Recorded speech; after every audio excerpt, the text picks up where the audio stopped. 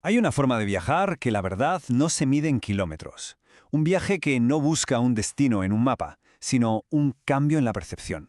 Hoy vamos a explorar un concepto que es fascinante, el de la movilidad mística. A ver, vamos a meternos de lleno en esto. La pregunta que lo mueve todo es esta. ¿Qué pasa cuando el viaje más importante no es hacia afuera, sino hacia adentro?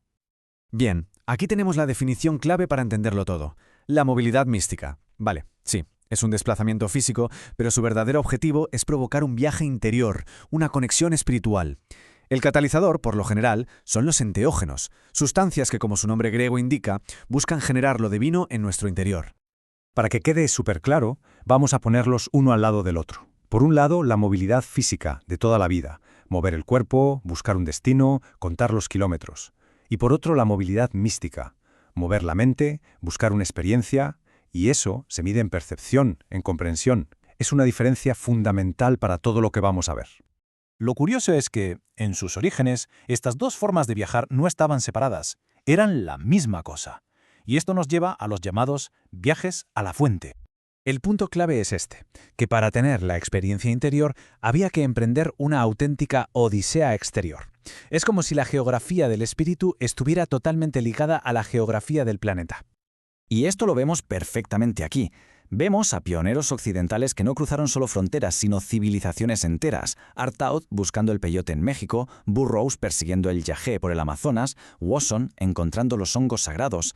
El viaje físico era, por así decirlo, el peaje que había que pagar para el viaje místico. Y en esos destinos no encontraban solo una planta, sino algo mucho más importante, un guía. Los chamanes eran los guardianes de este conocimiento. Su saber no venía de libros, sino de la experiencia pura y dura. Y esto provocó algo alucinante, una inversión total de roles.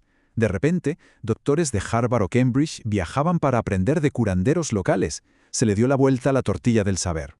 Y nada captura mejor la profundidad de esta conexión que las palabras de la mismísima María Sabina. Para ella, los hongos no eran una droga, que va, eran un sacramento, la sangre de Cristo. Esto nos da una idea bastante clara de la dimensión espiritual que buscaban estos viajeros. Hay que pararse a pensar en el impacto de esto. Una sola mujer, sin estudios formales, en una aldea perdida en la montaña, se convierte en el epicentro de un movimiento global. Su mera existencia provocó el movimiento de personas, de cámaras, de grabadoras y sobre todo de ideas por todo el mundo. Pero entonces llegó la ciencia, y de repente ese viaje tan largo y tan complejo estaba a punto de ser encapsulado en una simple pastilla. Este proceso en 3 pasos lo cambió todo. Primero, los científicos aislaron el principio activo. Luego, lo replicaron en un laboratorio. Y finalmente, lo distribuyeron. Y de repente, la experiencia mística se separó, se desvinculó de su lugar de origen. El espíritu de la planta ya no necesitaba a la planta. Y hay un momento que es casi de película. El creador de la psilocibina sintética, Albert Hofmann, le da un frasco de pastillas a la guardiana del ritual ancestral, a María Sabina. Y ella, después de probarlas, lo confirma. El poder es el mismo. Es el choque de dos mundos y el comienzo de una era completamente nueva. Fijaos en esta tabla porque muestra el antes y el después de una forma brutal. Artaud tuvo que pegarse una peregrinación agotadora a México para un ritual colectivo con el cactus.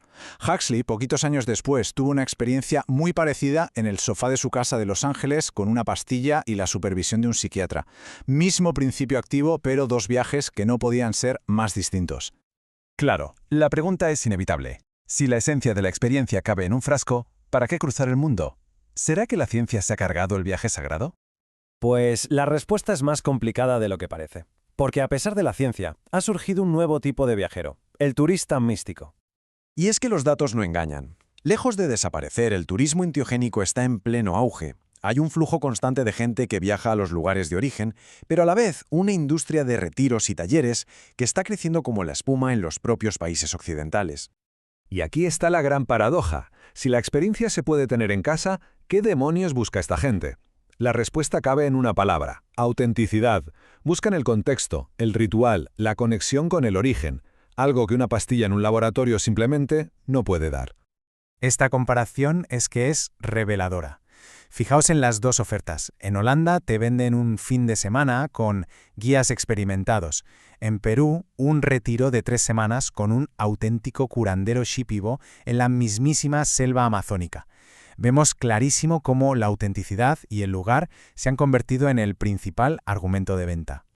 ¿Y qué motiva a esas personas? Pues un poco de todo. La mayoría busca crecimiento espiritual o autoexploración. Sí, pero también hay un buen pellizco de curiosidad e incluso el deseo de tener unas vacaciones distintas, más exóticas.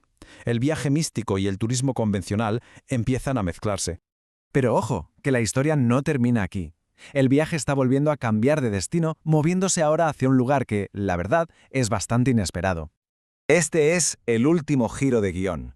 El epicentro de la experiencia se está trasladando de la selva amazónica a los laboratorios de investigación y a los hospitales de Occidente. Y no estamos hablando de sitios cualquiera, ¿eh? Hablamos de la élite mundial.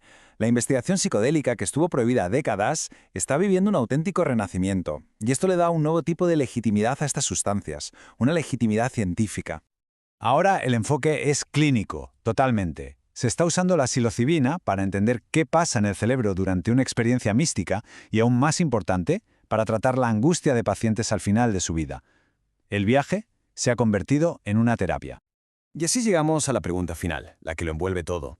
Hemos visto cómo el viaje se movía de la selva a la pastilla, cómo volvía a la selva buscando autenticidad, y ahora cómo entra en el hospital.